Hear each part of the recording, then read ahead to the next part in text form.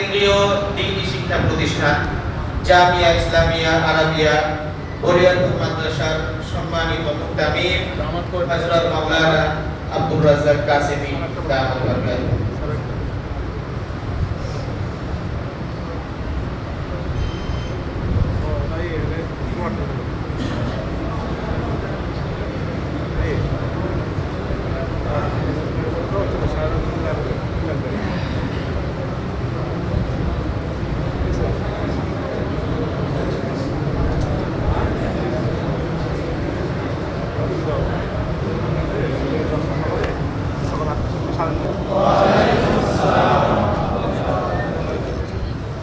আলহামদুলিল্লাহ নাহমাদুহু ওয়া নুসাল্লি ওয়া নুসাল্লিমু আলা রাসূলিহিল কারীম আম্মা বা'দ ফাআউযু বিল্লাহি মিনাশ শাইতানির রাজীম বিসমিল্লাহির রাহমানির রাহিম ইন্নাল লাযীনা ইয়াকফুরুনা বিল্লাহি ওয়া রাসূলিহি ওয়া yuriduna an yufarriqu বাইনা Allahi wa rasulihi sadaqallahu mawlanal 'azim. وقال رسول الله صلى الله عليه وسلم من رأى منكم منكرا فليغيره بيده ومن لم يستطع فبلسانه ومن لم يستطع فبقلبه. الحمد لله হযরত উলামায়ে কেরাম এবং সমাজের ভাইরা এবং সর্বস্তর মুসলমান বন্ধুগণ, আল্লাহ রাব্বুল আলামিনের অশেষ মেহেরবানি এবং তার ফজল করম, তার ইহসান, আমরা নির্দিষ্ট একটি বিষয়কে কেন্দ্র করে এখানে একত্রিত হয়েছি। আমরা চাই আবহমান কাল ধরে আল্লাহ তাআলা সর্বপ্রথম আদম আলাইহিস সালামকে জান্নাতে দিয়ে জান্নাত থেকে দুনিয়ায় পাঠিয়ে 1,24,000 নবী রাসূল পয়গম্বর গণকে পাঠিয়ে যেই দ্বীন, যেই ঈমান, যেই আমল, যেই আখলাক, যেই চরিত্র শিখিয়েছেন আর সাহাবায়ে কেরাম আমাদের কাছে পৌঁছে দিয়েছেন, উলামায়ে কেরাম আমাদের কাছে পৌঁছেছেন এবং এইটা পুরোটাই লিখিত ডকুমেন্টস আকারে এখনো আমাদের কাছে লিপিবদ্ধ আছে। এর মধ্যে চুল পরিমাণ এদিক ওদিক করার কোনো সুযোগ নাই। সৌভাগ্যক্রমে আমরা ইসলামের অনুসারী। ইন্নাদ দীনা ইনদাল্লাহিল ইসলাম, আল্লাহর কাছে একমাত্র পছন্দনীয় ধর্ম কি ভাই? ইসলাম। একমাত্র ইসলাম। ইসলামের বাইরে আর কোনো ধর্ম আল্লাহর কাছে মনোনীত হতে পারে না। এটা সর্বসিদ্ধ কোরআনে কারীমের আয়াত। এই ইসলাম বাদ দিয়ে অন্য কোনো ইজম, অন্য কোনো নিয়ম, অন্য কোনো পদ্ধতি কেউ যদি অবলম্বন করে তাহলে ফালাই ইউতুবাল আমিন, তার পক্ষ থেকে এটা কখনোই কবুল করা হবে না। কে বলেছেন বলেন না? আল্লাহ। এর মধ্যে দুইটা বিষয়, একটা হলো ঈমান আকীদা, নম্বর 2 আমল। ঈমান আকীদা এইটা বিশুদ্ধ হওয়ার উপরে নির্ভর করে আমল কবুল হওয়া। ঈমান আকীদা এটা যদি বিশুদ্ধ না হয় তাহলে কোনো আমল আল্লাহর দরবারে কবুল হয় না। এক নম্বর কথা। দ্বিতীয় নম্বর কথা হলো আমল ভাগ করা যায়। কেউ নামাজ পড়ে, যাকাত দেয়, ভন্ডের নাম জাবের, মিথ্যা কথা বলে, ভন্ডের নাম জাবের। নামাজ পড়তে এসে জুতা চুরি করে, এমন মুসলমান আছে না? আমল কম বেশি হয়, ভাগ হয়। কিন্তু ঈমানের ক্ষেত্রে 100 ভাগের 100 ভাগ, 100% সব ফিসাদ 100%, 100 ভাগের 100 ভাগ হতে হয়। ঈমানের মধ্যে চুল পরিমাণ আধা, পৌনে 100 এর কোনো সম্ভাবনা নাই। ঈমান কি জিনিস? যে আমাদের এক নম্বর বিষয়, 6টি জিনিসের উপরে ঈমান আনা ফরজ। কয়টা জিনিস বলেন তো? এক নম্বর আল্লাহর উপরে, নম্বর 2 আখিরাতের উপরে, নম্বর 3 নবী রাসূলদের উপরে, নম্বর 4 আসমানি কিতাবের উপরে, নম্বর 5 পবিত্র ফেরেশতাদের উপরে, 6 নম্বর ভালো মন্দ আল্লাহর পক্ষ থেকে নির্ধারিত এইটার উপরে। কোন কয়টা বিষয় বলেন? এক সুর পরিমাণে এদিক করার কোনো সুযোগ নাই। এটা আমাদের আগে বুঝে নিতে হবে, মৌলিক বিষয়। আরেকটা বিষয় আমাদের বুঝতে হয়, আল্লাহ তাআলা আল্লাহ তাআলা কেমন? তিনি কি খাওয়া দাওয়া করেন? তিনি বিবাহ শাদী করছেন? আল্লাহ তাআলা কোরআনে কারিমে বলেছেন কুল হুয়াল্লাহু আহাদ। তিনি এমন আল্লাহ যিনি একক অদ্বিতীয়, যেটা ভাগ করা যায় না। আল্লাহুস সামাদ, তিনি অমুখাপেক্ষী, সবাই তার মুখাপেক্ষী, কিন্তু তিনি কারো মুখাপেক্ষী না। লাম ইয়ালিদ, তিনি জন্ম দেন নাই। ওয়ালাম ইউলাদ, তাকেও জন্ম দেয়া হয় নাই। ওয়ালাম ইয়াকুল লাহু কুফুয়ান আহাদ, তার সমকক্ষ কেউ নাই। এটা কোরআনে কারীম না আমার বানানো কথা? আমাদের নবী 1,24,000 নবী রাসূল পয়গম্বরের সর্বশেষ নবী, সর্বশ্রেষ্ঠ নবী, যার পরে নতুন কোন নবীর আগমন হবে না, এটা তো সর্বসিদ্ধ বিষয়। তিনি হলেন আমাদের নবী, সকলের নবী, নবীদের ইমাম, নবীদের নবী মুহাম্মদ রাসূলুল্লাহ সাল্লাল্লাহু আলাইহি ওয়াসাল্লাম। তার আব্বা আম্মা আছে, তিনি বিবাহ করেছেন, তার সন্তানাদি ছিল, ছেলেগুলো আগে ইন্তেকাল করছে, মেয়েরা কারো কোনো জায়গায় বিয়ে হয়েছে, কারো সন্তান হয়েছে, এরপর ইন্তেকাল করছে। এবং আল্লাহর নবী বাজারে যাইতেন, খাইতেন, ঘুমাইতেন, এটাই তো। এটা আমরা জানি না। এরপর কিন্তু আর কোনো কথা আপনাদের মনে হয় যে না আল্লাহ আর আল্লাহ রাসূল এক? এটা মনে হয় আল্লাহ তাআলাকে আমরা দেখি না।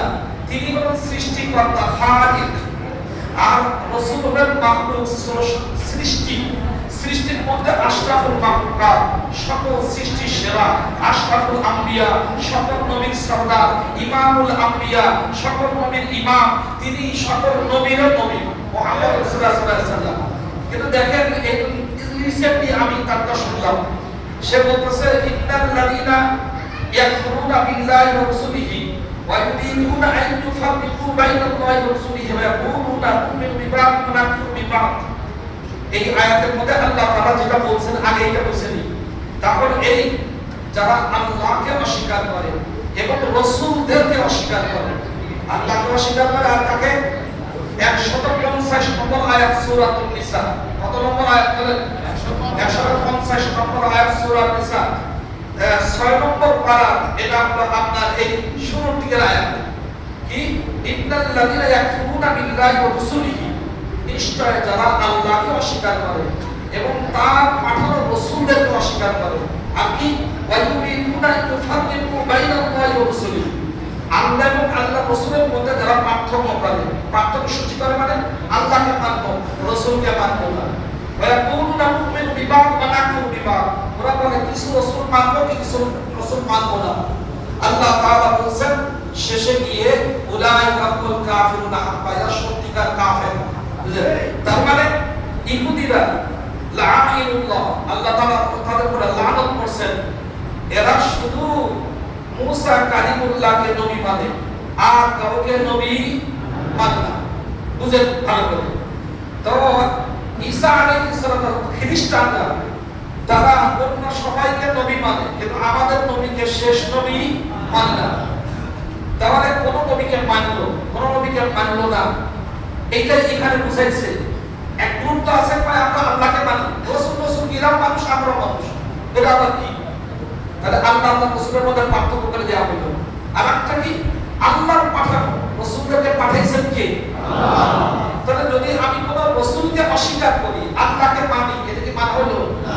এটা বলি আমি মাকে মানলাম, কিন্তু হয়েছে মা যে আমাদের কোথা থেকে আসছে আমি জানি না, অন্য কারণ থেকে মনে হয় আসছে, তাহলে এটা কি যার সন্তান হলো না? তাহলে আল্লাহ তাআলা নবী রাসূল পাঠিয়েছেন, এই রাসূলদেরকে স্বীকার করতে হবে। কোন রাসূলের মধ্যে পার্থক্য করা যাবে না, সকলকেই রাসূল নবী হিসাবে মানতে হবে। এটাই হলো ইসলামের সবচেয়ে গুরুত্বপূর্ণ একটা আকীদা। কোন নবীকে গালি অন্যরা দিতে পারলেও মুসলমান কখনো দিতে পারে না।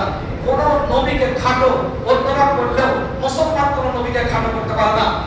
মুসলমানরা কোন নবীর পুষ্পতলিকা বানিয়ে দান করতে পারে না। কেন?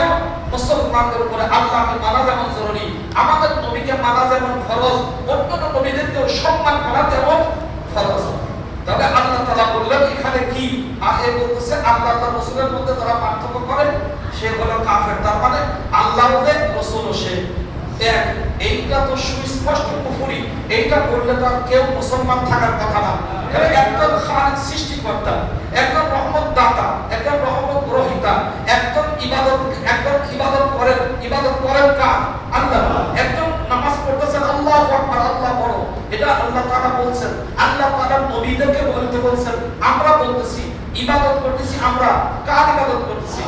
আমরা আবেদ, ইবাদতকারী। আল্লাহ যখন মাবুদ, আমরা সাজেদ, সিজদাকারী। সিজদা কার জন্য করতেছি? আমরা রাকে, রুকুকারী। রুকু করতেছি কার? বলেন না আল্লাহ।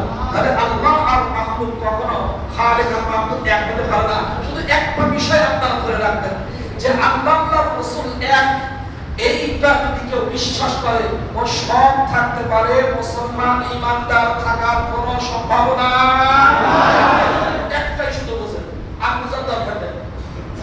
ইনশাআল্লাহ ধীরে ধীরে আমাদের ভাই সোহেল সাহেব অত্যাধিক গুরুত্বপূর্ণ কথা বলেছেন এবং অনেক সন্দেহের পর্দা যেটা পড়েছিল সকল পর্দা উন্মোচন করে আমাদের সামনে স্পষ্ট করেছেন নেতৃত্ব বড় বিষয় নয়, আমাদের ক্ষমতা বড় বিষয় নয়, সম্পদ বড় বিষয় নয়, আমাদের কাছে সামাজিক শান্তি এবং ঈমান সবচেয়ে বড় বিষয়। আমরা সবকিছু বিসর্জন দিতে পারি, ঈমান বিসর্জন দিতে রাজি নাই। আমরা সবকিছুতে ছাড় দিতে পারি। এই ইউনিয়নের এবং গ্রামের শান্তি বিনষ্ট হয়, আমরা এটার সুযোগ কখনো দিতে পারি না। এইরকম বলিষ্ঠ নেতৃত্ব আমরা চাই এবং কথা আমরা প্রত্যেক ক্যান্ডিডেট কাছ থেকে চাই। আমার যে সমস্ত ভাইরা আসছেন সবাই একমত হয়ে এই অবস্থান যদি গ্রহণ করেন, তাহলে একা একা কেউ দুই নম্বরে করে খ্রিস্টান হয়ে বা তাদের কান পড়া নিয়ে, তাদের টাকা নিয়ে এখানে কোনো কিছু করার সুযোগ পায় না।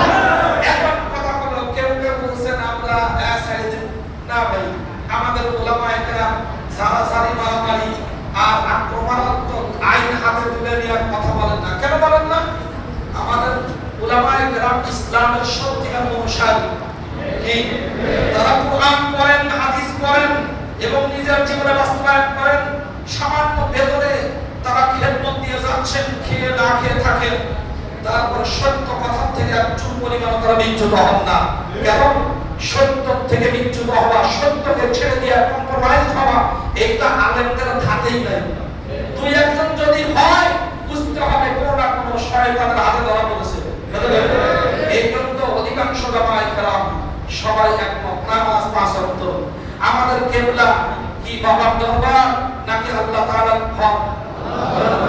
মসজিদে হারাম কাবা বলে আমাদের কিবলা, কোন পীরের দরবার আমাদের কিবলা না। এই স্পষ্ট কথা, এই কথা বুঝে রাখে। এখন কথা হলো, আমাদের উলামায়ে কেরাম যে শান্তির কথা বলেন, কেন? ভালো করে বুঝেন। এইদিকে এই আলোক, এদিকে খেয়াল করেন, কথা শেষ। কি আল্লাহ নবী সাল্লাল্লাহু আলাইহি ওয়াসাল্লাম বলেছেন, মান রাআ মিনকুম মুনকারান ফালিয়ুগাইয়িরহু বিয়াদিহি। তোমাদের মধ্যে কেউ যখন কোনো অন্যায় কাজ দেখে, গর্হিত কাজ দেখে, অগম্য কাজ দেখে, অশ্লীল কাজ দেখে, বেহায়ার কাজ দেখে, ফালিয়ুগাইয়িরহু বিয়াদিহি, হাত দিয়ে তা পরিবর্তন করে দিবে। কি দিয়ে বলেন না? হাত দিয়ে। নম্বর 2, ওমান লাম ইস্তাতি, এরা যদি না পারে তাহলে ফাবিলিসানি, জবান দিয়ে বলবে। ক্ষতির দিক, লাভের দিক স্পষ্ট করে দিবে। পরে তুমি বোঝো না। এবার যদি বলতে না বলতে গেলে শেষে আমার সামাজিক নিরাপত্তা নষ্ট হয়, আমি কি ভোট পাবো, এরকম ভয়টা যদি থাকে, তাহলে মনে মনে চিন্তা করবে আর এই অন্যায় পরিবর্তনের জন্য সে পরিকল্পনা ধীরে ধীরে আনবে। হাদিসের কয়টা কথা বলেন? এক নম্বর, শক্তি থাকলে কি দিবে? হাত দিয়ে পরিবর্তন করবে। হাত দিয়ে বাধা না, কিন্তু হাত দিয়ে পরিবর্তন করবে। বলছেন ফালিয়ুগাইয়িরহু বিয়াদিহি, বাধা না, পরিবর্তন করার কথা বলছে। গান হয়, মাফিয়া দিয়ে দেয়। কথা গেল, বিড়ি খাইতেছে, ও বিড়ি বাঁধতে তুই বাবা একটা চকলেট খা, এইটা হলো কথা। তাহলে হাত দিয়ে পরিবর্তন করা, তাহলে সক্ষম না হয় জবান দিয়ে বলে পরিবর্তন করার জন্য চেষ্টা অব্যাহত রাখবে। তা যদি না হয় তাহলে অন্তর দিয়ে ঘৃণা করবে আর এটা পরিবর্তনের জন্য পরিকল্পনা করবে। তাহলে তিনটা, যেহেতু এই তিন কাজ কি একজনই করবে নাকি এর মধ্যে শ্রেণী বিন্যাস আছে, এটা বুঝার দরকার কিনা বলেন? হাত দিয়ে পরিবর্তন করা যারা আইনের লোক তারা করবে এটা। প্রশাসন যারা